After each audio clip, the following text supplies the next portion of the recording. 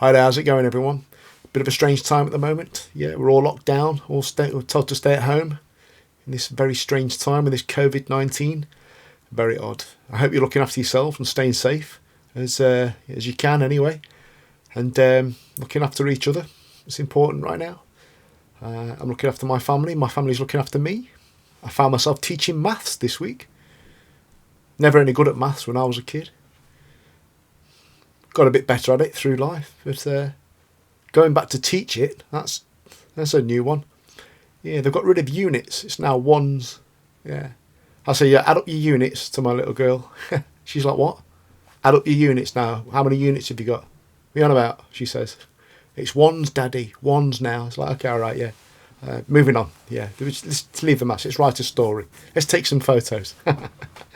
Anyway.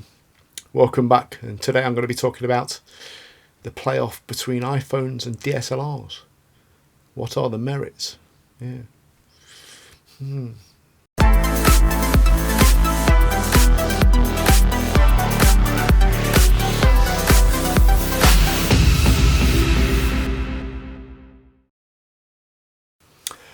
Hi guys, how are you?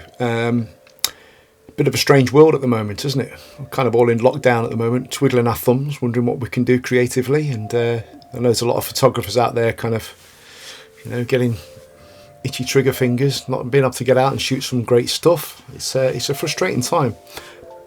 I hope you're all well and keeping safe, because that's the thing to do, sure. And I just wanted to I wanted to come in and make a video anyway and talk about iPhone photography. Because it's a thing that I kind of wanted to touch on for a while, and over the years I've had four different iPhones. I started out with a 3GS back in the day, and then I moved to a 4S and had that for a couple of years, a 6S which was pretty good as well, and I now have the iPhone 11 Pro. Now, to be quite honest, whenever I've moved up a model and got a newer, more competent iPhone, I pretty much do the same things with them. I use the same apps, so not a lot changes for me, but the camera obviously changes, and the technology where the cameras change quite a bit. Certainly that is the case with the new iPhone 11 Pro. That said, it still has its limitations as far as I'm concerned. This is my opinion. And I had a conversation, I've had many conversations with people going, smartphones, they're catching up, you won't need a DSLR soon. And, they have their merits, but they also have their limitations. And the thing that I find is, if somebody asked me to go and photograph their wedding, I wouldn't turn up with my iPhone. I think they'd have something to say about that. Unless, of course, I had actually advertised the fact that I was going to shoot with my iPhone, which is a different thing altogether, because their expectations change, or certainly would change in that sort of instance. Now, DSLRs are fantastic. I've been using Canon gear for a long time.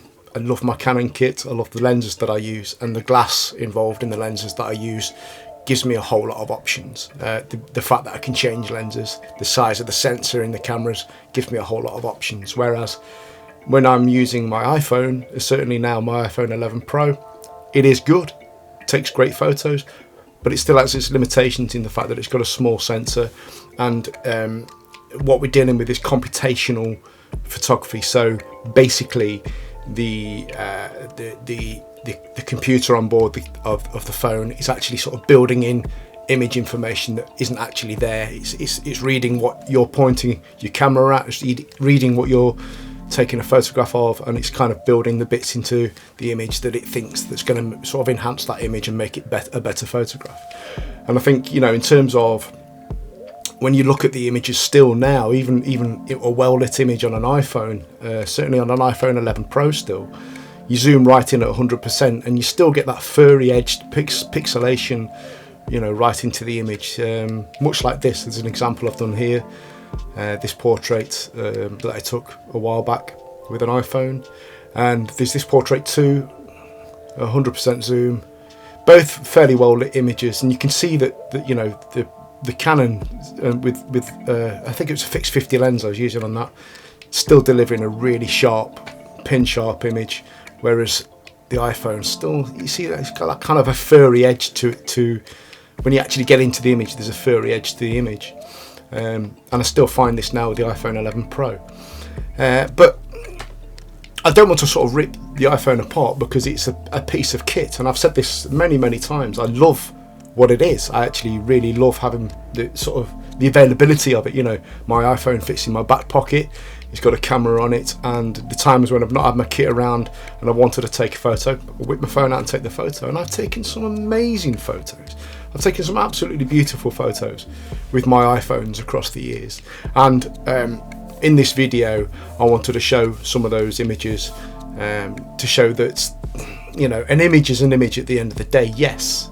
And it doesn't have to be pin sharp for it to be compelling. It doesn't have to be, you know, in focus for it to be a compelling image. I think, you know, you can sort of get bogged down in it's got to be pin sharp, it's got to be ISO 100, it's got to, you know, the colour's got to be bang on. It's like this. What makes a compelling image is if it's emotive or not, or if it's telling a kind of a story that's going to sort of engage the person looking at it, and sort of elicit a certain response, I suppose, or make you feel in a certain way. Because essentially, making imagery for me is like making art. You're making something that you want somebody to look at and appreciate. And there are many images that I've taken on my iPhone where that certainly is the case, where people can look at it and go, "Yeah, that's amazing." And I think the thing is with iPhone photography is you can take a great photo. You can. There's absolutely no doubt about it. But I think the quality is just not there in terms of being able to fully control what it is you're doing. If you know, when we're talking about maybe doing sort of an event photography, or going out and actually doing a shoot that you've been paid to do, there are limitations concerned with just taking an iPhone with you, you know, against all the kit that you could take, the changing of lenses, the fact that you can have a off-camera flash and stuff like that, and you know, you can really control what you're doing with the kit that you take, your DSLR kit that you take. It's a different game altogether. Is it going to change? You know, is some of that software that the phones are using now going to find themselves moving into DSLRs? Or people like Canon, Nikon, Sony are going to start delivering, you know, kind of hybrid things? I don't know. It's quite possible in terms of, you know, where technology is moving. But for now, you know, they are very separate things as far as I'm concerned. And I just wanted to sort of have a little bit of a conversation about it, and maybe ask you, you know, what you guys think. Leave your comments down below and tell me what sort of the experiences you've had with your iPhones or your smartphones. I keep saying iPhones, everybody has different things.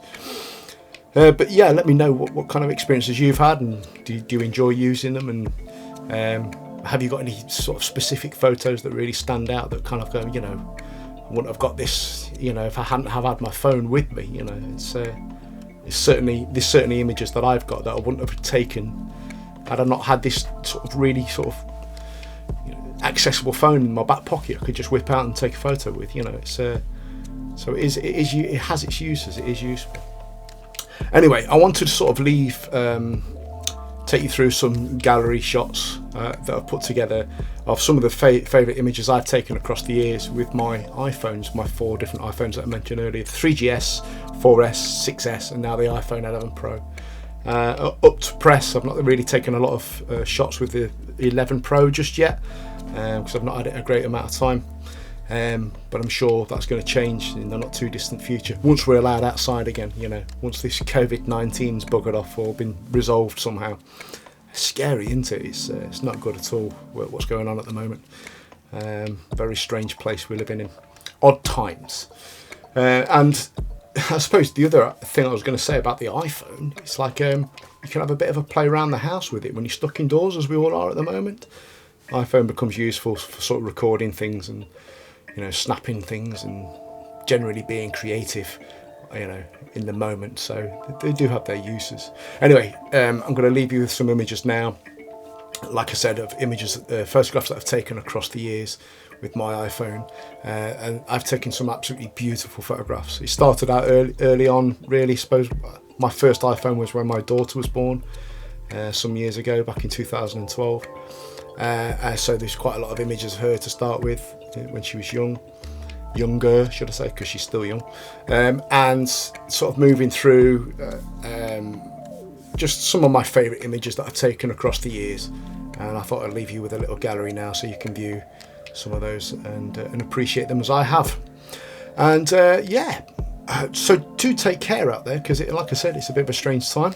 I thought I'd drop in and just have a bit of a chat about the iPhone, and is it any good as a camera? Yes, it is. It certainly is, and I enjoy using it. But like I said, it's not quite there yet in terms of using it professionally, I don't think. Yeah, you might think differently, and if you do, tell me so, and I'll listen to what you've got to say in the comments. Take care of yourselves. Thanks for dropping by and looking at this video. Like I say, I'll leave you this gallery, and please enjoy these images, and take care. I'll speak to you soon. Bye for now.